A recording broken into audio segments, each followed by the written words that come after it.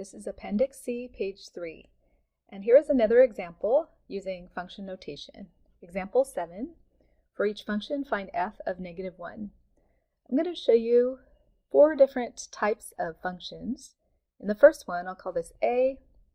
Suppose that we're given the function f of x is equal to 2x squared minus 9. So this is a function written as an equation. To find f of -1, we replace the x with -1, and then we simplify the right side. So if we square -1, we get +1 times 2 is 2, and then 2 minus 9 is -7. So if the input is -1, then the output is -7. Another example is of a function written in set notation. Suppose that we have f is equal to the set of ordered pairs -4, 0, -1, 6, and 0, 8. For this example, we want to find f of -1. So that means when x is -1, what is y? So here we have the second order pair. We use that because that's where x is -1. So if the input is -1 for this function, then the output would be 6. The third function, I'm going to write this as a mapping, and we're taking some numbers in the domain and mapping them to numbers in the range, and this is function f. Suppose that we have 0, which goes to 4, and then -1 goes to 5. To find f of -1, that means that x is -1, then what is y? 5. So for this example, if the input is -1, then the output is 5. Another example is if we have a graph of a function. Suppose that we have a parabola that passes through these 3 points.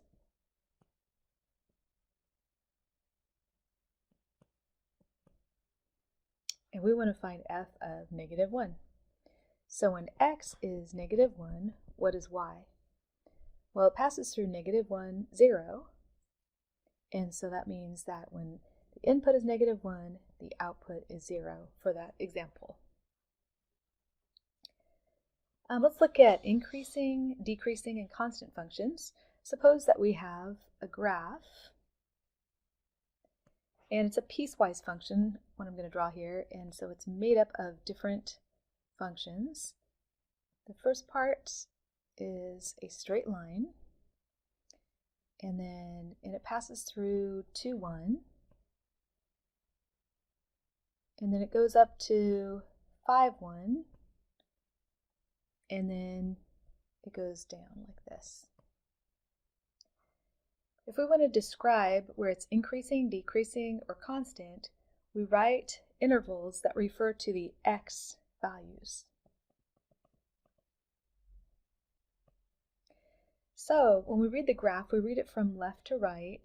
Do you see how it's increasing from -infinity up to 2 if I look at just the x values? So it's increasing from -infinity up to 2. And then it's constant from 2 to 5.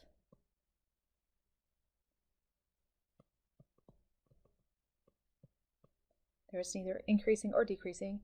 And then from 5 on, it's decreasing. So from 5 to infinity. So when we're referring to increasing, decreasing, or constant functions, we're referring to the x values. In the book on page 435, you can see illustrations of these definitions. Suppose that a function f is defined over an open interval I, and x sub 1 and x sub 2 are in I. F increases over I Whenever x sub 1 is less than x sub 2, then f of x sub 1 is lower than f of x sub 2. So it's increasing. However, if the y value of the first of x sub 1 is larger than the y value of x sub 2, then it is decreasing, so decreases. And if the y values are the same for those two x values, then f is constant.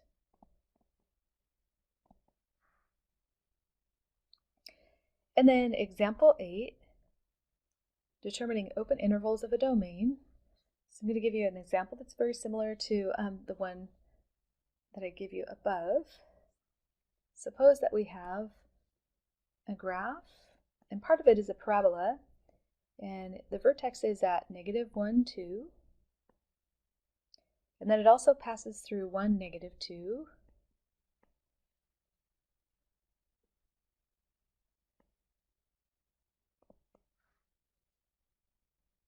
and then it's horizontal after that. So if we want to describe the intervals, and they're open intervals, so you see that we don't have brackets, they're all parentheses, we're not including the endpoints. And remember, we refer to the x values. So for this one, starting from the left to the right, you see how it's increasing from -infinity all the way up to -1. And then it's decreasing from -1 to 1. So again, referring to just the x values. And then after that, it's constant. So that's from 1 to infinity.